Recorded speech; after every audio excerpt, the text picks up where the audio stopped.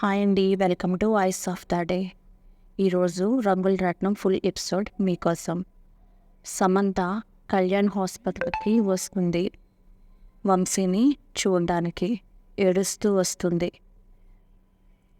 వచ్చి హెడ్ నర్స్ని అడుగుతుంది. వంశీ అనే పేషెంట్ ఉంటాడు కదా, ఎక్కడున్నాడు అని అడుగుతుంది. సమంత రావడం వర్ష చూస్తుంది. చూసి తన మొహం తనకు కనిపించకూడదని మాస్క్ పెట్టుకుంటుంది. ఇంతలో హెడ్ నర్స్ సీత అని వర్షాన్ని పిలుస్తుంది. సీత వస్తుంది. చూడు, వంశీ గురించి అడుగుతున్నారు ఈవిడ, చెప్పు అని చెప్పి హెడ్ నర్స్ వెళ్ళిపోతుంది. నేను వంశీ భార్యనండి, వంశీ ఎక్కడున్నాడు అని వర్షని సమంత అడుగుతుంది. వర్ష ఏం మాట్లాడకుండా మౌనంగా ఉండిపోతుంది. ఇంతలో డాక్టర్ కళ్యాణ్ వస్తాడు. ఏంటి సీత, ఎవరివిడ, ఏంటి అడుగుతున్నారు అని అంటాడు. సీత ఏమీ మాట్లాడదు. సమంత, నా పేరు సమంత, నేను వంశీ భార్యనే. వంశీ ఈ హాస్పిటల్లోనే ఉన్నాడని తెలిసింది, ఎక్కడున్నాడు అని అడుగుతుంది. నేను మీ సిస్టర్ని అడుగుతుంటే మీ సిస్టర్ ఏం మాట్లాడట్లేదండి అని అంటుంది సమంత కళ్యాణ్తో. ఓహో, మీరేనా వంశీ భార్య? వంశీని చూడడానికి మీకు కుదరదు అని అంటాడు. ఎందుకు కుదరదు? నేను తన భార్యని, వంశీని ఎందుకు చూడకూడదు అంటుంది సమంత. భార్య అంటే బ్రతికించేదిగా ఉండాలి, అంతేగాని రౌడీని పెట్టి ప్రాణాలు తీసేదిగా ఉండకూడదు అంటాడు కళ్యాణ్. నేను వంశీని కొట్టించడం ఏంటి? నా ప్రాణానికి ప్రాణమైన వంశీని నేనెందుకు చంపమని రౌడీని పెడతాను? అసలు మీరేమంటున్నారు? నేను వంశీని ప్రేమించి పెళ్లి చేసుకున్నాను, అలాంటిది వంశీని నేనెందుకు చంపమని అంటాను? మీరు పొరపాటు పడుతున్నారు, నేను అలాంటిది ఏమీ చేయలేదు అంటుంది కళ్యాణ్తో. సమంత, నువ్వెంత అమాయకంగా నటించినా నీ నటన ఎవరూ నమ్మే పరిస్థితి లేదు. వంశీని చూడ్డానికి వెళ్ళలేదు, ప్లీజ్ గెట్ అవుట్ అంటాడు కళ్యాణ్. అది చెప్పడానికి మీరెవరు? వంశీ నా భర్త, నేను చూసే హక్కు ఉంది, ఎక్కడున్నాడో చెప్పండి అంటుంది. అంటే నీకు ఎంత హక్కున్నా మేము చూపించం, మీరు దయచేసి వెళ్ళిపోండి అని చెప్పి గట్టిగా అంటాడు. సమంత ఏడుస్తూ వెళ్ళిపోతుంది. ఇప్పుడు సీతని, రా సీత, మనం ఆపరేషన్ థియేటర్కి వెళ్ళాలి అని చెప్పి ఇద్దరు అక్కడి నుంచి వెళ్ళిపోతారు. సమంత బయట నుంచుని ఏడుస్తూ ఉంటుంది. హెడ్ నర్స్ ఒక ఫైల్ తీసుకుని వచ్చి, డాక్టర్, ఈ పేషెంట్కి ఆపరేషన్ చేయాలి, అరేంజ్ చేయమంటారా అని అడుగుతుంది. కళ్యాణ్, బీపీ షుగర్ చెక్ చేశారా అని అడుగుతాడు. చేశాను డాక్టర్, ఒక అరగంట క్రితమే చేశాను, నార్మల్గానే ఉన్నాయి అంటుంది హెడ్ నర్స్. సరే అయితే ఆపరేషన్ థియేటర్కి షిఫ్ట్ చేయండి, నేను వస్తున్నాను అంటుంది. ఇంతలో ఏడుస్తున్న సమంతను సీత చూస్తుంది. చూసి జాలి పడుతుంది. అప్పుడు కళ్యాణ్ గారికి, చూడండి సార్, సమంత ఎంత బాధపడుతుందో, తను ఎంతైనా వంశీ తన భర్త కదా, ఒకసారి అర్థం చేసుకోండి సార్ అంటుంది. అవును సీత, కానీ వంశీకి సమంత అంటే ఇష్టం లేదు కదా, సమంత తన మనసులో లేదు కదా, మనమేం చేస్తాం అంటాడు కళ్యాణ్. లేదు సార్, దయచేసి అర్థం చేసుకోండి, తను ఎంతగా ఏడుస్తుందో చూడండి అంటుంది. అప్పుడు కళ్యాణ్, సరేలే, నేనేం చేయాలో చెప్పు అంటాడు. మనమే వంశీ సమంతాన్ని కలపాలి సార్, ఎందుకంటే వాళ్ళు పెళ్లి చేసుకున్న భార్యాభర్తలు, వాళ్ళిద్దరూ కలిసి ఉంటే అపోహలు అపార్థాలు తొలగిపోయి ఒకరినొకరిని అర్థం చేసుకుంటారు సార్, మనమే ఏదోలాగా ఇద్దరికీ నచ్చి చెప్పి కలపాలి సార్ అంటుంది సీత కళ్యాణ్తో. సరే అయితే అని చెప్పి కళ్యాణ్ సమంత దగ్గరికి వెళ్తాడు. సమంత, నీ బాధను నేను అర్థం చేసుకోగలను, వంశీ ఇక్కడ లేడు, మా ఇంటికి తీసుకువెళ్ళాను, రేపు మార్నింగే వచ్చి వంశీని చూడు అంటాడు కళ్యాణ్ సమంతతో. సమంత దానికి నమస్కరిస్తూ, నా బాధను అర్థం చేసుకున్నందుకు చాలా థ్యాంక్స్ డాక్టర్, సరే అని చెప్పి అక్కడి నుంచి వెళ్ళిపోతుంది. ఇందులో నైట్ అలా ఆశ్రమంలో కూర్చొని సూర్యం ఆలోచిస్తూ ఉంటాడు. ఆ చైన్ పట్టుకొని, వర్ష చైన్ పట్టుకొని ఆలోచిస్తూ ఉంటాడు. వర్ష, ఎక్కడికి వెళ్ళిపోయావమ్మా? నిన్ను, రాణిని ఒకచోట, కీర్తిని ఒకచోట పెట్టి ఇప్పుడే వస్తానని వెళ్ళాను, ఆ క్షణం నాకు తెలియదమ్మా, మరుక్షణం నుంచి మీరు నాకు దూరం అవుతారని, ఎన్ని సంవత్సరాలు వెతికినా మీరు నాకు దొరకరని నేను అనుకోలేదమ్మా అని బాధపడుతూ ఉంటాడు.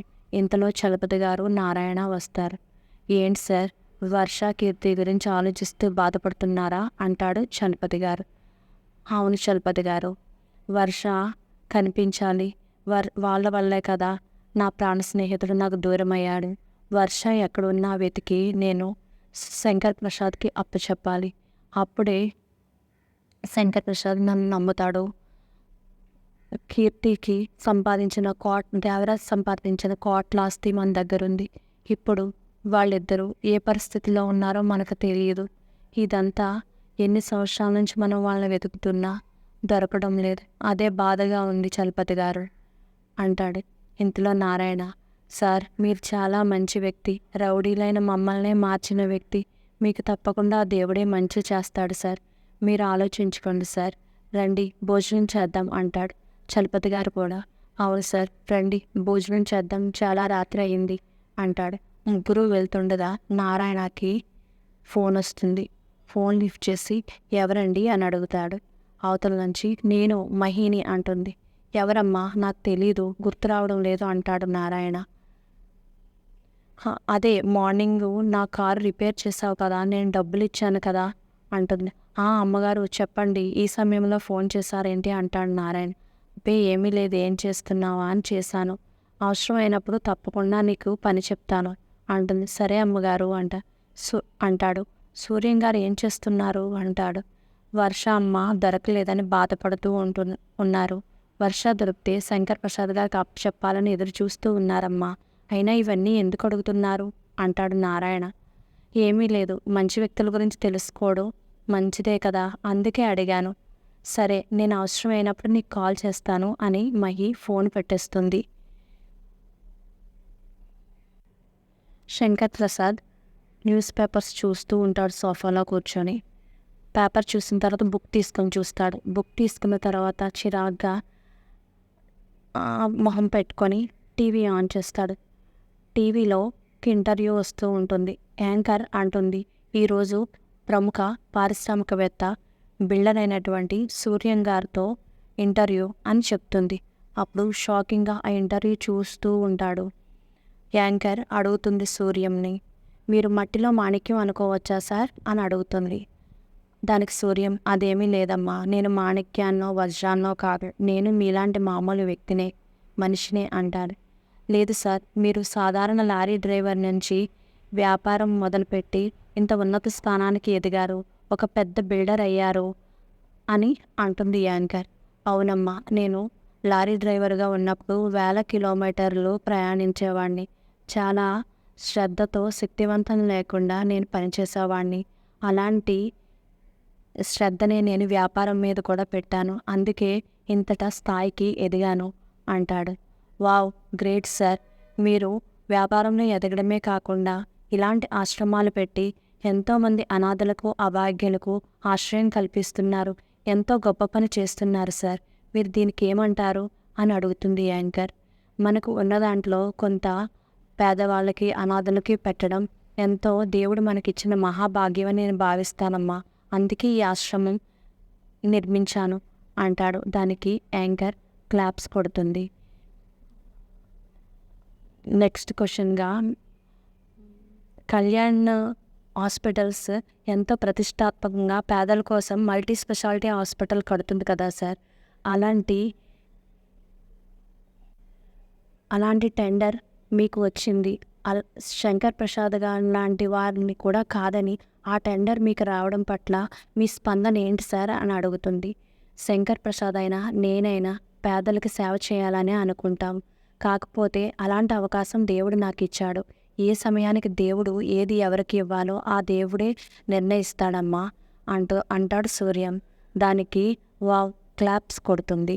ఈ ఇంటర్వ్యూ అంతా చూస్తున్న శంకర్ ప్రసాద్, ఓ డబ్బులు ఇచ్చి ఇలాంటివి కూడా చేస్తున్నావా నువ్వు అనుకుంటూ ఉంటాడు. ఇంతలో మహి కూడా వచ్చి ఆ ఇంటర్వ్యూ చూస్తూ ఉంటుంది. చూసారా అన్నయ్య, ఎంత తెలివిగా ఆ దేవుడు ఇచ్చాడు నాకు అని చెప్తున్నాడో. ఆ దేవుడు ఎవరు? వంశీయే కదా అంటుంది మహి. అవునమ్మా, మన మీద వంశీకున్న కోపాన్ని చాలా తెలివిగా ఉపయోగించుకుని ఆ టెండర్ని చేజిక్కించుకున్నాడు.